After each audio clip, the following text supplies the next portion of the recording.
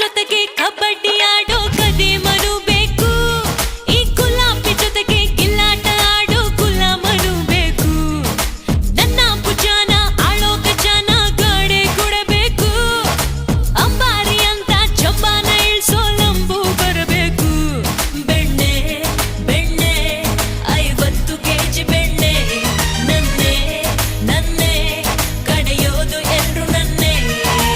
ಅದೇ ಪಿಟೀಲು ಕುಯ್ಬೇಡ ಶಾಲು ನಿನ್ನ ಇಡೋಲು ಯಾಮಾಸೋ ಕೇಳು ತುಂಬಾ ಕಮಾಲು ನಂಗೂ ಸವಾಲು ನನ್ ಹತ್ರ